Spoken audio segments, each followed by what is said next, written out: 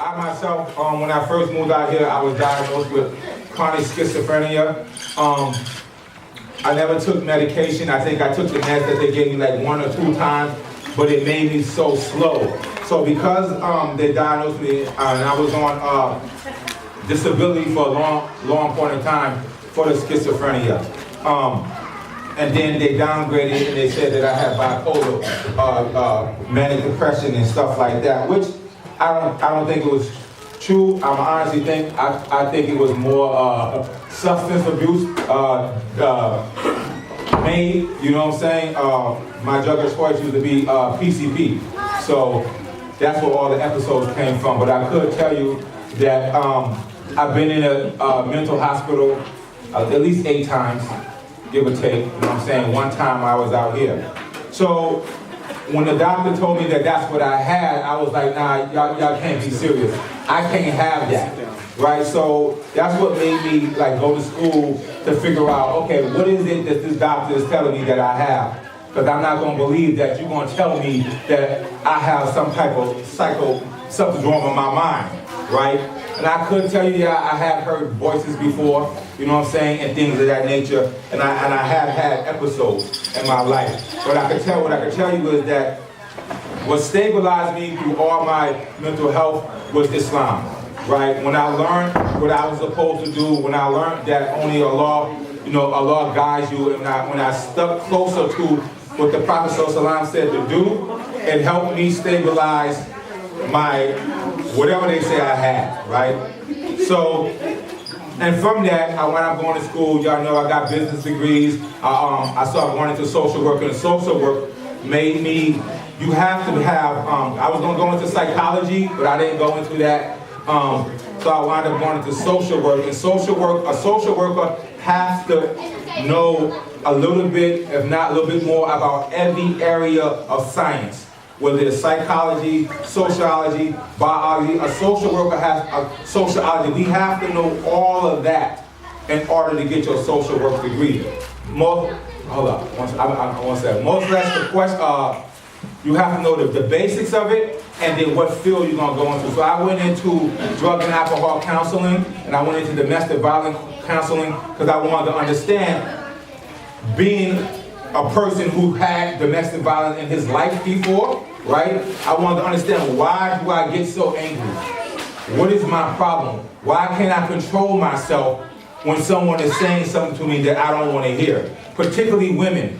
I found out that a lot of my mental health is stemming from my childhood and my relationship with my mother, right? The hurt and pain that I had from her caused me to be overly angry when it comes to women. I found a lot of my mental health problems, as they label it, right, came from that. If you search your mental health problem, you'll probably find a lot of what you stressed out from, something like that. It comes from your childhood behaviors, right? So on that, I got my master's in social work, and after August, after I make my trip, inshallah, me and my wife make our trip to Mecca, I'm going to be applying for my clinical social work, so I'll be working in the clinical social work area instead of the child social work area at this moment. That's my intention. My job is going to help them pay for it, and once they pay for it, I'm going to go work in the clinic, right, as a clinical social worker.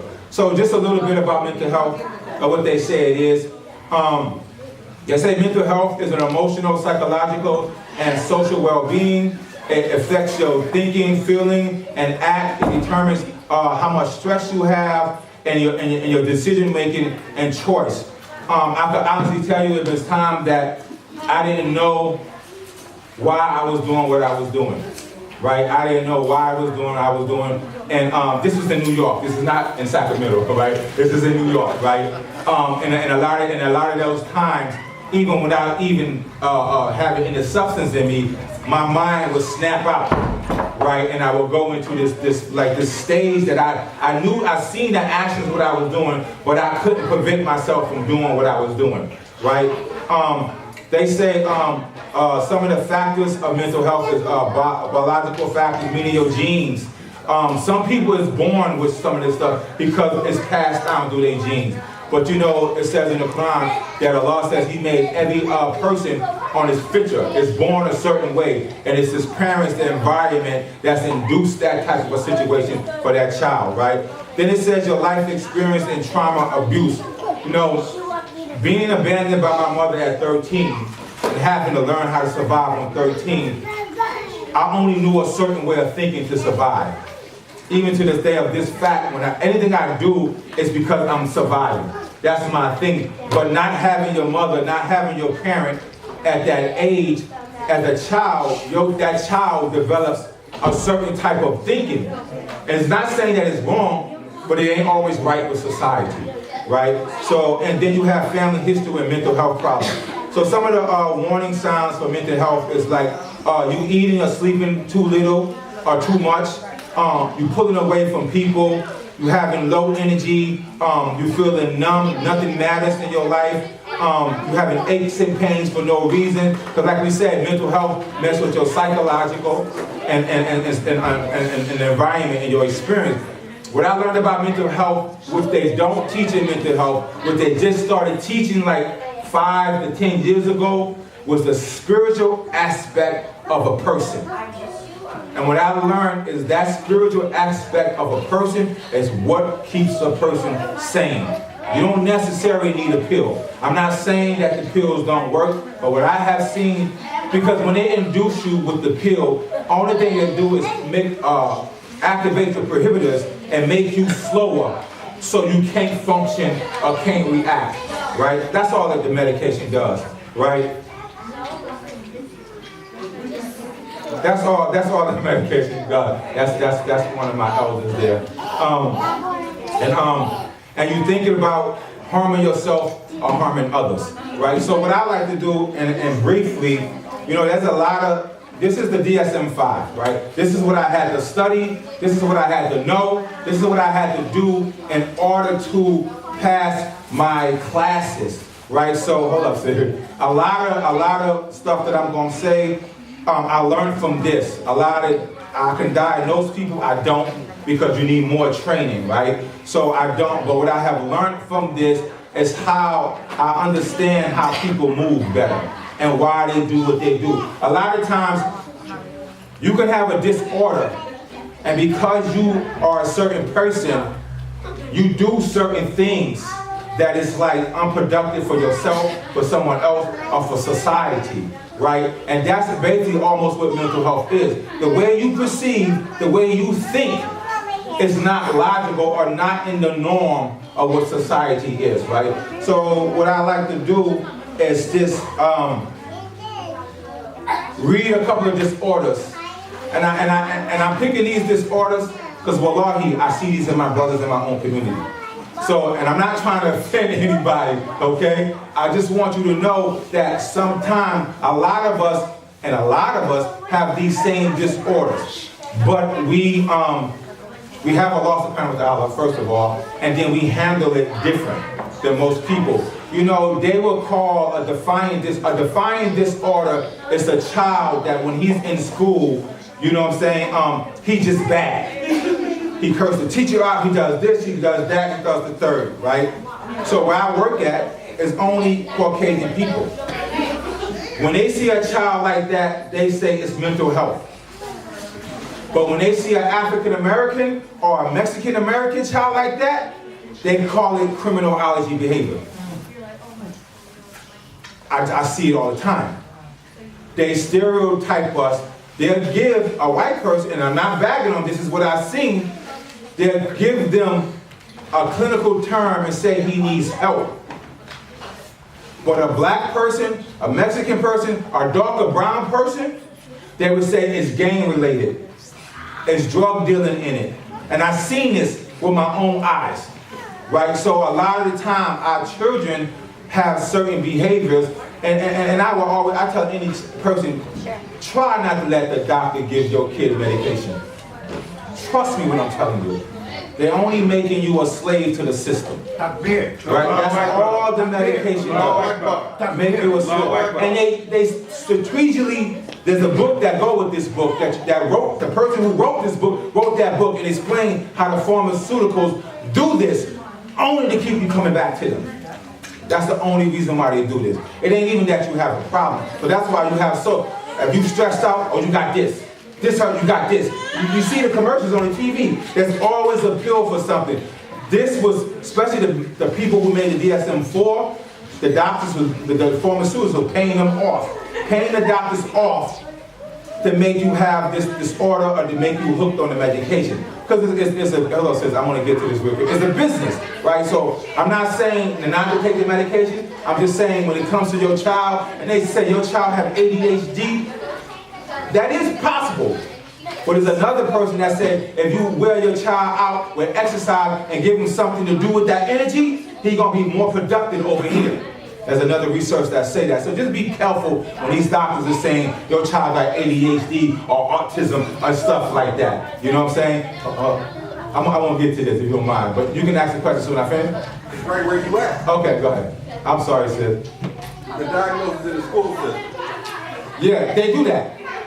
School teachers cannot die. I'm a CPS worker. I'm in the school all the time.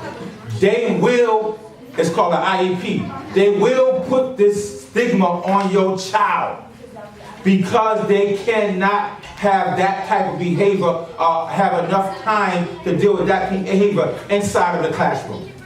So because they can't handle this behavior inside the classroom, they're going to say, well, your child has this, he needs to be in this class, and he might need the medication.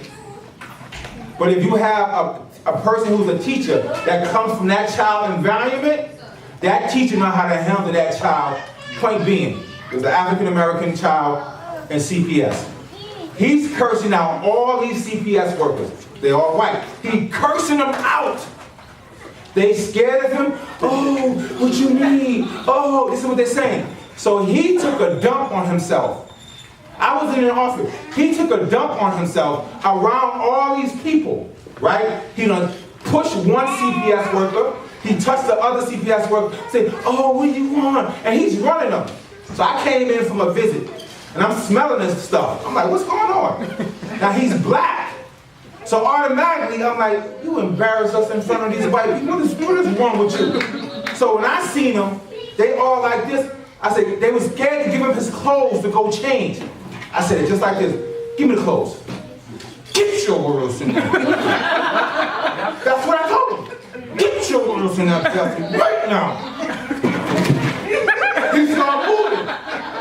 When he got to the bathroom, it was me and him. I said, what is wrong with you, embarrassers? You in front of these white people. You better change your clothes, and I won't hear nothing from you. I told him just like that. This kid was straight for 3 days. No problems. No medication. They wanted me to babysit him for 2 days. I said, man, I got my own kids. I ain't even trying to do all that. They wound up putting this black child on medication. The next time I seen him, he didn't even know where he was at. Because they could not deal with the behavior. They cannot deal with our children. That's why I need more teachers and more black social workers who know how to deal with that. Because we know what it is. They scared of it. They don't know what it is, right? So we're running towards this issue. So I want to just say, I'm going to hit a couple of diagnoses, right? And my first one I want to read from is a narcissist personality disorder. Oh, go ahead, sis. When you read that, go to DSM-4 and get the code. Oh, no, they changed that whole level of doing that. Okay, but in DSM-4, Yeah. still do have a code. Yeah. What I'm saying, read what you're going to read and give the code. No. I know what you're talking about, but they changed how they do that now. And the DMS-5 is a little different. Yeah. So let me just read this to y'all. So a narcissistic person, right, is a person who has grandiosity, self-importance. So this person believes it's all about him. And it's fake. Most of the time it's fake. But he has to have the light. I'm going to put it in those words. He has to have the shine more than anybody else, right? He wants everybody to recognize his achievements and his talents, right? He wants to be superior to everybody. So he believes basically everybody's under his thinking. Everyone else is low-minded. He's most intelligent type of person. This is a narcissistic person. He's preoccupied with fantasy and unlimited power. He believes he's brilliant, beautiful, and the ideal love. He is God's gift to humanity. This is a narcissistic type of person.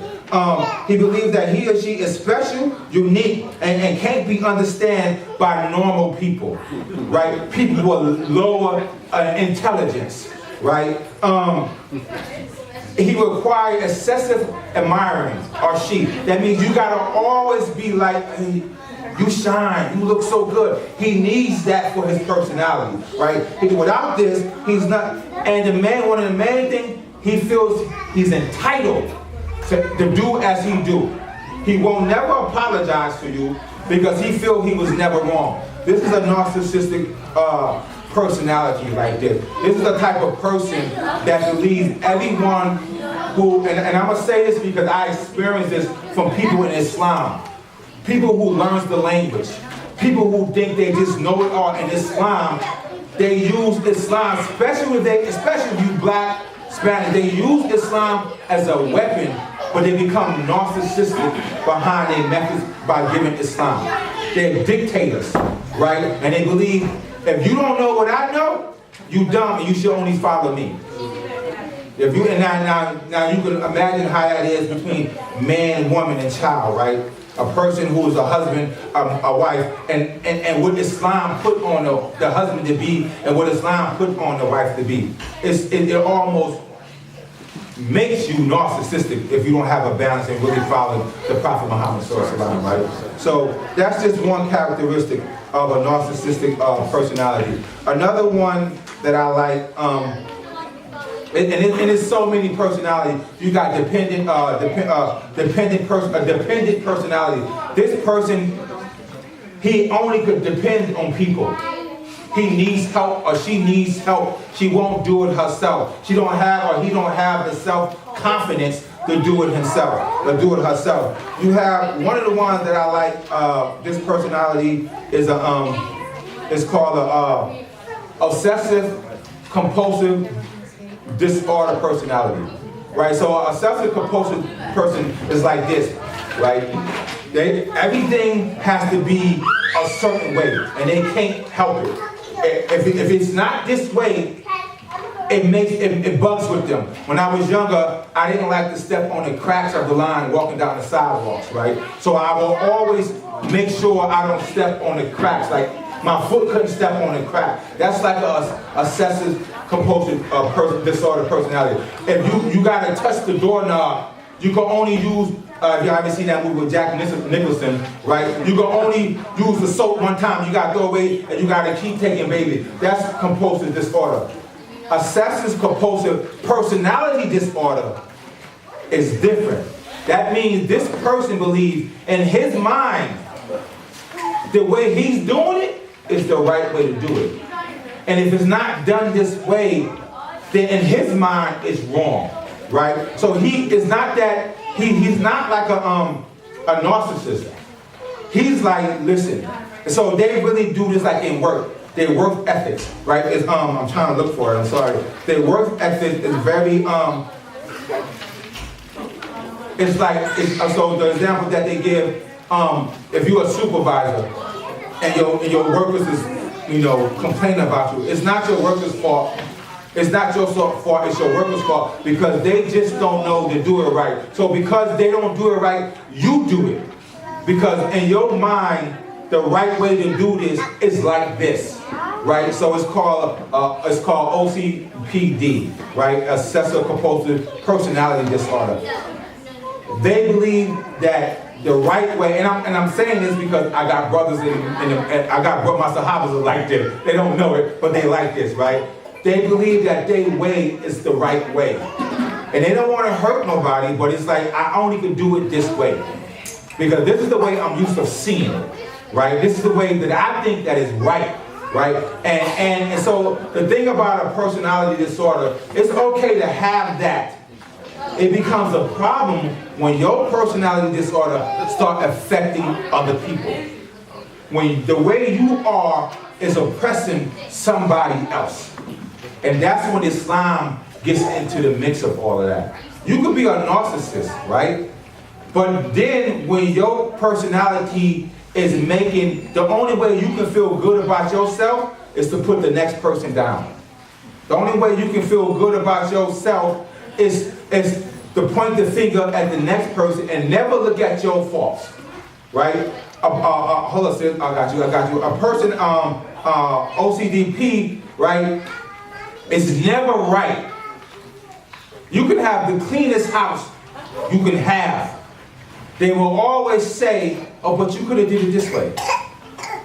You know, but because in their mind, what is right is the way you do it, the way they know how to do it, right?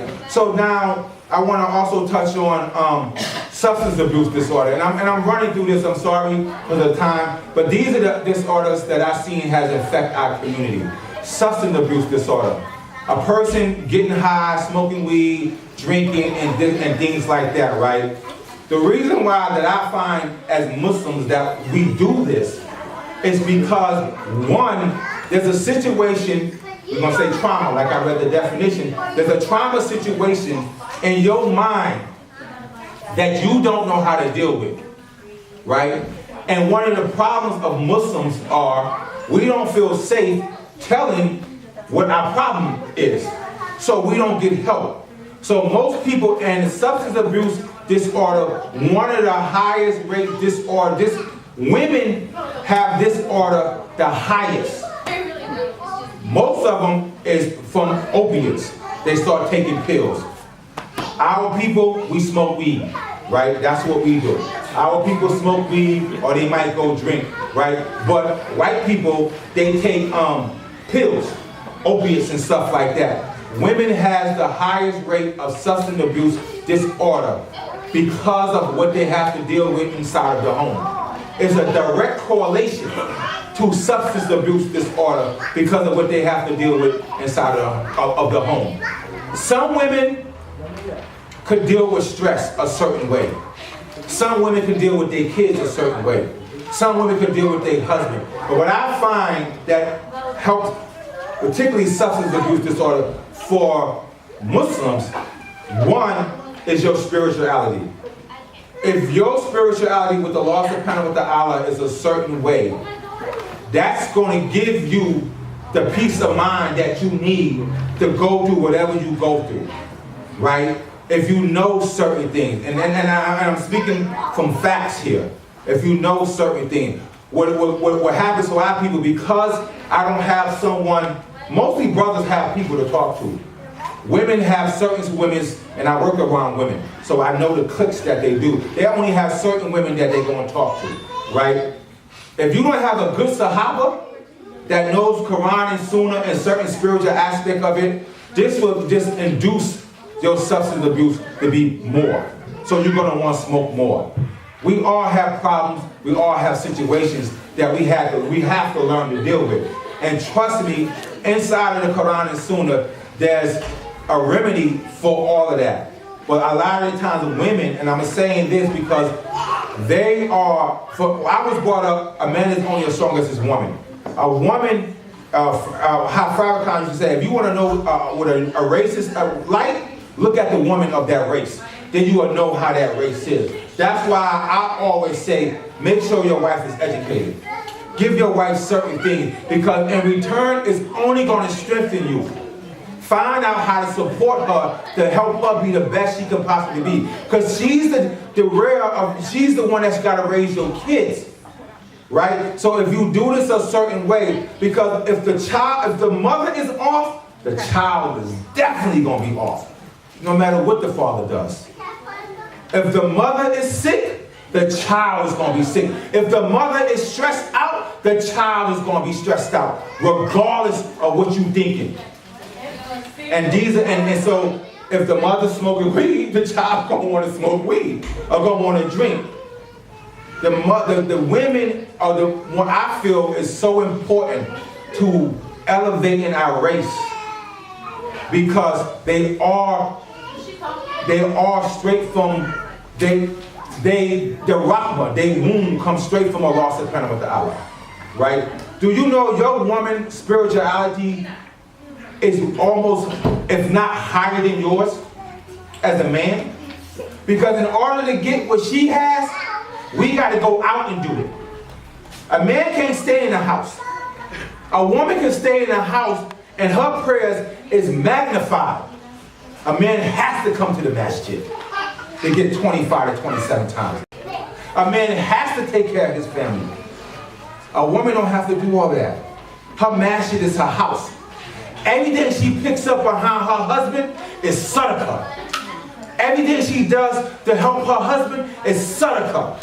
So spiritually, she's more inclined to get more rewards than you as a man for how Allah made her. Now this ties right back in. If a woman knows her role and her spiritual connection with Allah subhanahu wa ta'ala, certain things is not going to bother her. Because she already knows, man, I'm picking up this sock for the 14th time.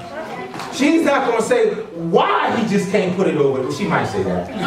Why she just can't say that. You know, but if she picks it up, everything she does in the house for her children and her husband is a sadaqah for her. Do you know what that is? You know how, now we're going to talk money for a minute. Sadaqah is racking up blessings. So you got to think, how much, men, we got to go out and give dollars. We got to go out and work. We got to pay the bills. Right? A woman could be at home doing nothing and rack up blessings. Like, just for being at home. And if she goes to work and help her husband, it's more rewards. But I think our sisters become stressed out because they don't know that. They don't know that their spirituality is connected straight to, look at the three women in the Quran that's mentioned in the Quran. Fatima, Pharaoh's wife, and Khadijah. Look at Pharaoh was a tyrant and a tyrant, an oppressor against Allah subhanahu wa ta'ala. And Allah granted his wife paradise because she did not go against her husband. And she knew he was wrong. You see what I'm saying? So if we knew, and I know this kind of deviate a little bit, but if we knew the status of our spirituality with Allah subhanahu wa ta'ala as men and women, it would prevent these disorders that they say that they have. They put new stuff to this every year. Every year they put new stuff to this because they don't know. They're outside of what Allah subhanahu wa ta'ala said be like. So because they don't understand the behavior, they got to label it something. And then they make a pill for it. But our Prophet Muhammad sallallahu alaihi wasallam, he gave us the key with the Quran and the Sunnah, the Hadith. Only thing we got to do is elevate our spirituality. And your disorder, whatever it may be, will get under control. And I'm saying this from personal experience. From my own defects, from my own disorders. And walking and living Islam. Being in the masjid. Acting different to my wife. So it helped my mind not drift. Because at any time now, I know my boundaries. That's one thing I think everyone should know. What's your capacity you can do?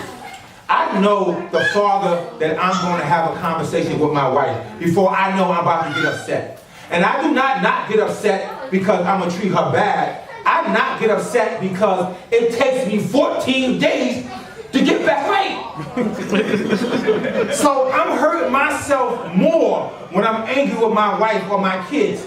So I don't do this for them. I do this because it affects my spirituality. So I'm like, yo, you got it. Yeah, we talked about this another time. Whatever, man. Okay. Da. But I don't do this for them. I mean, it is for them, but it's like, dude, for me to be the best I gotta be, I cannot go to work thinking about this argument. I'm gonna tell you a story. One time, me and my wife had a cleaning business.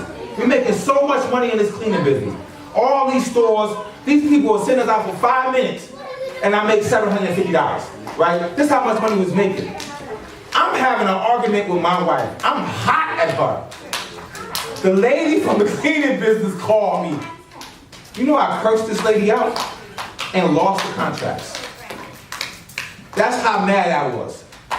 Because I was mad at my Zoj. I cursed this lady out who's paying me like $5,000 a month. Because I was mad at my Zoj. I learned, wait a minute, it's a boundary how far I'm gonna go, you know, with my anger, because I take it out on anybody who comes near me. So, you know, I'm sorry I didn't mean to go over it. I'm sorry I couldn't go too deep into this, because there's more that I know about this, you know what I'm saying? But I want to put it in a synapse that we can take something and understand. If you stress out, stress is usually called, I hear you sis, stress is usually related for not accepting what Allah subhanahu wa ta'ala decreed, right? And trying to control a situation, or not changing your situation. That's what Allah says in the Quran. I will never change the condition of a people till they change themselves. So if you find yourself this year in the same condition you was in last year, you have to change something in you internally, not outwardly, internally, in order for Allah to change your condition. I tell everybody that. You know what I'm saying? I see you, I see you. You know what I'm saying? That's control, sister. You know what I'm saying? So, you know, a lot of this disorder stuff relates to how we deal with stress and how we deal with events and situations. Now, some people have trauma. You know what I'm saying? Some people like me, my mother was very abusive when I was growing up. She was raising a boy. So I got beat with stitching cards and stuff and broomsticks and stuff like that. You know what I'm saying? And in return, I had an ill thinking about women. So some people have trauma situation that puts them in the state that they are. I'm not saying that it's not true, but I'm saying as a Muslim, if you have a trauma situation, trust me, that situation only came to you because Allah subhanahu wa ta'ala allowed it to come to you. And Allah subhanahu wa ta'ala has the answer in His Quran and Sunnah. I hope I didn't take so long. Oh, questions, I'm sorry. The sister had one first. I had a few of them. Okay. Oh. P-O-O-P, that one, when you was talking about, P-O-O-P. Yeah. You know what I'm talking about, right? Oh, okay, Professor. Yeah, all right. Yeah. Okay, wouldn't bullying be under that one too? No, bullying would be on the narcissism control, antisocial person. I didn't get into antisocial personality. That's a whole different personality that just is evil to everybody. But that comes under antisocial personality. Yeah. Okay, with the DSM-5, that came out the summer of 2013. Okay. Right before I had graduated to get my BA. And because we was working out of DSM-4, then the DSM-5 kicked in like a couple, say 5 months before I graduated. Okay. And we had to work with both of them. Okay. And 2 classes ago under my master's. So what was your question? My question was, how much did it change? I noticed that I don't see no change. That's gonna take longer, but it is a change in it. Right? I understand I don't see no changes in DSM-5. It is, it's a lot. It's a lot. Well, I can't. I know I had to study it. Yeah, so that Brother Rashid has a question, I'm sorry. Bismillah. You touched on it, but I want to just see if we can jump in a little further. I think when it comes to mental health, we as Muslims are always told, well, if you have a mental issue, that means your iman is weak. And as soon as you see a brother, it's like, how are you doing? Oh, alhamdulillah. So I think the whole stigma of talking about mental health is not very high. So I think a lot of people feel uncomfortable. So my question is, how do you feel, or what is your advice for those people who are feeling like they're dealing with certain things about seeing a psychiatrist and whatnot? One, I would say to that, I would say to that, I'm going to speak about our community. It's not too many people you can go to talk about this, right? It is a stigma, right? But however, it's only a stigma if you don't deal with it in a positive manner, right? So if you know you have a problem and you do nothing to fix that problem, then that stigma is going to stay on you. But if you have to go to a psychologist, I would say go to a psychologist. But I will also say a lot of this stuff, whatever they say you have, look it up yourself and read about it yourself, because once you have this knowledge of your symptoms, it's easy for you to be like, hold up, I'm about to bug out. Hold up, wait a minute. Okay, wait a minute.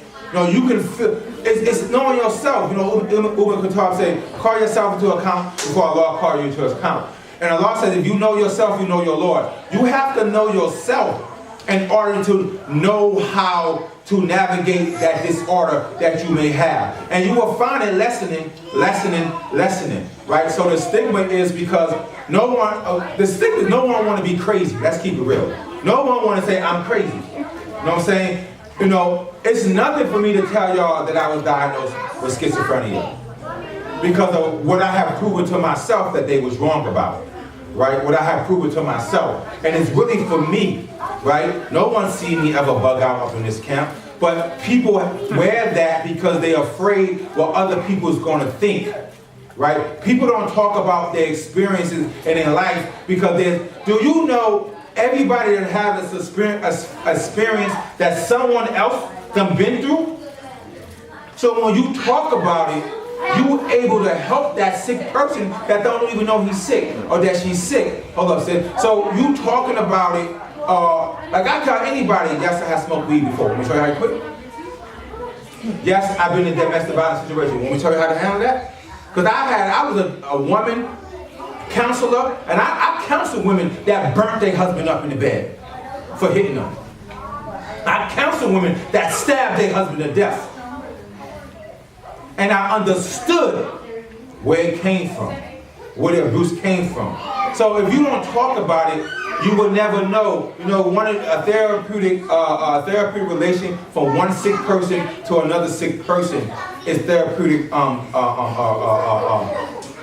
forgot how to say it. It's therapeutic help, right? So I talk about it. I don't mind talking about it because I know people in my community are stressed out. I know people in my community have an overeating disorder. I know people in my community have control issues. I know people in my community that's a narcissist, right? And I can show you how to take care of that, right? Especially this overeating thing that we got. We only searching for something outwardly to put inwardly to make us feel good about ourselves. I know people who can't stop watching porn, right? We can talk about that, right? That's literally a disorder in this book. Pornography. I know people like that, so we can talk about that, right? It's when you think you can't. They say in this business, you as sick as your secrets. It's your secrets that keep you sick. So if I don't have a brother I can go to and be like, whoop-de, whoop-de, whoop-de, whoop-de, whoop. That thought is going to stay in my mind, and that's going to drive my mind like this. And that's when that disorder is full blown. When I cannot fix it in my head. But if you let it out of your head, you lessen the power to it. You give it away. It gets some sanity to it. And that's the problem with our community. Women be abused for years and don't tell nobody. Well, how do we know? How can we help the brother? How can we help you? Because the brother's saying, oh, this is Islam. Don't reveal your husband's faults. Right? But this brother is sick. And he's keep doing the same thing. And you wonder why your marriage is the same way. Because none of y'all is changing. Because all of y'all are scared to talk about my issues. Some people have abandonment issues. I was abandoned. I had abandonment from my mother. So how do you fix that? Now, because I was abandoned, now I cling on to anything that I consider to be love. Women have this problem bad. I cling on to anything that I consider to be love. Because I don't know how to express my mother, my father abandoned me. So I'm just clinging on to something for love. That's a problem. We have that in our community. And if we don't approach it, talk about it, the people is never going to get help. So I think that's what we have to do. That people are scared to talk about it. I want people knowing my business. So what? Do you want help? If you want help, you want someone to know your business. Because that's the only way you're going to get help. Because you're going to go to a psychologist, a psychiatrist, right? To sit there is going to do the same thing your brother's going to do to you. So what's the problem? Oh yeah? Oh yeah. Except he ain't going to say, alhamdulillah. He's going to say $150 an hour. You know what I'm saying? Oh, you're right. Oh, that's stress. Okay, let me write you a prescription for some pills. Come see me next week for another hour, $150. When you go to your brother, study Quran and Sunnah and be like, Aki, that's arrogance. Aki, that's control issue. Aki, that's lust. Sisters, that's this. Because the Quran is the cure. It's in there. It's going to tell you what it is. You got to work on it. This is how you work on it. Matter of fact, let me give you a dhikr, one of our Lord names, that's going to show you how to help you with that. Right? You got an ankle problem? Dhikr Jahaleen, 200 times a day and some. It's going to help you with your ankle problem. You need this. Okay, think of this, brother. The Quran and the Sunnah is the cure. But if you don't know Allah's name and His magnificence, you ain't gonna know how to use it. And that's our problem with our community. We don't know how to tap into Allah to fix our problem and to talk about it. We don't know how to do that. Once we learn how to do that and we have a more open dialogue about it, everyone will get better. But you gotta be real with yourself. I have a sponsor, he said, if you're a racist, say you're a racist. If you're a woman beater, say you're a woman beater. Because now you're dealing with your ego, your nuts. You know what I'm saying? You have to say this to lessen your problem. If you don't like men, say you don't like men. If you don't like man authority, say that. Don't fool yourself and play like you do and you know that you don't. Because you're only making yourself sicker. You never, and then what it does, it stays in your mind, and now your mind goes up and down, up and down, up and down, up and down, up and down, and it's no cure for it. And that's how that goes. And that's all these disorders is. And the Quran and Sunnah has a cure for every one of the disorders. I studied them, I know. You know what I'm saying? And I know because, oh, this is easy. Allah said this. The Prophet said this. The doctor is not going to tell you that. He's going to say, take this pill. A Muslim should be versed enough to be like, nah, sis, you need to pray like this, and you need to think of this. And like the pill, it works over time. The same thing with the dhikr. It works over time. So that's what I want to get to the community on these disorders. And if I offend, I'm sorry, question, sorry. You got your hand up first? I can see. Go ahead. So now that we, alhamdulillah, that you give this talk, but now that we understand a little more, I know you just hit the surface. Matter of fact, me and the brother had a talk today. It was very enlightening on the personal. So being that you are qualified, we're moving and shaking. For those that don't know, we meet all the time. And there's a board, and there's brothers that are really vigorously moving to get to where we need to be. Are you available? Are you making yourself available? I'm available to anyone who wants to talk and need help. I'm not saying that I'll be able to help you, but and most likely I probably will on certain things. And if I can, I could direct you in that. But I'm available to you and to help you whatever situation that it is. If I can help you. Some things might, like I said, I haven't got my clinical license yet. I'm going to get my hours for that. But some things might be over my head, and I could direct you on how to fix that. You know what I'm saying? Or something I might be scared to touch because I don't want to do more harm. You know what I'm saying? Well, here's and I got to go one step more deeper, is because your job, your credentials, your degree, that's what you do. But you do it for the non-believer. So what I'm saying is, are you going to make yourself available? Alhamdulillah, you do. Because there's an ailment in this community, in all the communities, really.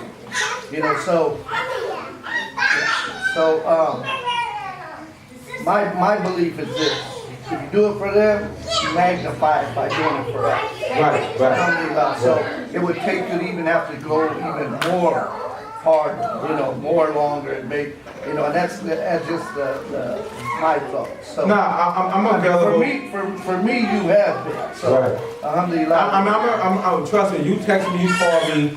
We can meet. It's not even an issue. You know what I'm saying? I'm usually at work all the time, but at least to touch the surface. Because once I hit, Allah has blessed everybody with something. I'm the type of person that He blessed me with. Once I hear it, I can figure out what the problem is and what steps you should take. That's just something I have naturally. Once I hear it, I figure it out. And that's just what Allah, and in this area of social work, of helping people, that's why I like helping people. It's just something Allah blessed me to do. So I'm available for that. So my question kind of in that same vein. So like, somebody comes to you with some issues, so like you said, maybe some of them might be over where you're at right now, but what's a support system like? Some issues I know you might touch on something in therapy, person comes out and, you know, talking with you and then had lashes out in another way. You know, so do we have some, could we come up with a support system? Well, we have to come up with a support system because a lot of this stuff, I know what you're saying, a lot of this stuff, healing, when you go to a non-believer, he sends you to a support group who's going through the same thing that you're going through. And in talking that support group helps you with certain situations. Help you at least get it out of your head, right? If they don't do anything other than that, you was able to get it out of your head. You was able. That's why I send women to domestic violence groups, right? Yo, you need to talk. You ain't alone. I have people that's been raped. I send them to with people who've been raped to talk to, right? And that's one of the hardest referrals that I can have is a child being molested by a grown-up. But I have to deal with this person and help this person get better. The victim and the perpetrator. So I'm just saying we need support groups in this. It should be all sisters. Now, some people just stressed out, so you need a stress support group. Some sisters might be going through oppression in their home. You need that type of group because y'all can relate to each other and figure out how to deal with this situation. That's the only way marriages is going to be saved. The reason why a lot of we get in divorces because we have no support from our communities, from the people in our community, and we scared to talk about it. Because the first thing we say, don't tell your husband false. That's the first thing. And I'm not saying that's not right. I'm just saying it has our women oppressed inside of the home. But I wanted to go like kind of where you were talking about earlier as far as we have childhood issues. You know what I mean? Like you're talking about child molestation, mother issues, abandonment issues, etc. Things that happen to people or us as kids that affect us as adults. That when you start tapping into those things, you should bring it up. Yeah, that happens. So talk support groups more on that basis. But one, you gotta at least know what your problem is, right? So if we can find out, okay, what's the issue we have and the root, because it's an onion, right? Mental diagnosis is an onion. When you start peeling, it's just one peeling that you don't peel back. Once you get a grip on that peeling, there's another peeling that you won't peel back. Once you get a grip on that peeling, there's another peeling that you're going to peel back. That's also when it comes to your soul and your nafs. Society has bombarded us with so much information, so much non-Muslim information, that our conscience is surrounded with haram. So you gotta almost understand to peel back certain things in order to get to the core of who you are, in order to fix it. Because they done told us so much. And it's stimulant all the time. Radio, TV, you know what I'm saying? Minbar. Look at the YouTube. Look how many people on YouTube giving footballs about A, B, C, D, F, G. That's too much stimulant for a person to handle. So therefore you on Facebook all day. Now they coming up with a disorder, a phone disorder. They made the phone. Right? Now they have a phone disorder on how many times people check their phones throughout the day. And you forgot the game disorder too. All of that. A phone disorder. They said we cannot stop picking up this phone. They said we can't stop. You know yourself better than me. How many times you check this phone? Man, why am I picking up? There's nothing on there. Can come into Salat for the men. Can that be our support group? Because I know that's what you do. Right. Coming to Salat, that's why I think that's one of the reasons why Allah said for the men to make salats inside of the masjid. Because when you make salat with your brothers, you're going to meet someone you can talk to. Even if it's just like, man, Ahmed, I'm stressed out, man. What do? He might not even be able to help me. But if he listens to me, that's going to let, man, someone heard me. Okay, Habib, okay, Abdullah, man, okay, you know, make salat, make dua for you, make dua for you, go to Allah, subhanahu wa ta'ala. But it's going to be on his mind, then somewhere that you don't know how Allah works, somewhere down the line he's going to be like, you know what? I know somebody. Go to this person. That's why it's important for men to have salat in the house. I mean, in the masjid. That's why it's important for women to make salat when they make and be with women. So you can understand this guy. But the biggest thing about this stuff you have to be honest with yourself. If you sick, you got a problem, say you sick, you got a problem. If you are racist, say you are racist. If you are a woman beater, say you got that problem. Because the longest you don't acknowledge that problem, the longest your nuts have control over you. And it's going to keep making you do the same thing. That's the Islamic part of this party. That they don't teach that in school. That's something I learned from being a Muslim. The ego and the nuts when it comes to mental disorders. I know it's time for Salat. One more question. Is it a question? It's a question and a comment. When you was talking about that onion, and how you were saying a lot of things that happen to any of us from childhood, we all start off with a seed. Then that onion, it grows. That onion grows with all that stuff you got peeled back off. And that's all a psychologist do. Yeah. It helps you peel your onion and peel away the layers so you can see what it is. I work with this lady. She killed 28 people in Iraq. 28 people. A social worker. A short little girl. She killed Muslims. 28 people. But you know what she said? I don't know what Islam is. But those people over there in Afghanistan, it's the worstest people. He said they was having sex with their kids. They was having sex with boys. She's talking about Muslims. So when they present one way, no, they sick. They don't tell us that. But she said, listen, I seen it with my own eyes. Hockey too, perception of one person may be different. My cousin also was in Iraq and Afghanistan vet. He said the Muslims were the best people we ever met. I'm just saying, it's a perception, wherever she been. That's what she seen. That's what she seen. That's what she had to do for the women there. Right? And I don't know what part of Iraq she was in, but that's where she was at. So Zalakal Khan, and if I offend anybody, please forgive me. That was not my intent. Allahumma salli ala sayyidina Muhammadin wa alihi man. Udi kaba call to the man. Sabaka nas wa kaba happy happy last. Welcome to Allah. Ali wa kadam door Ali. Make you out for the match here. We about to have salat, and sorry for going over. Thank you for coming out.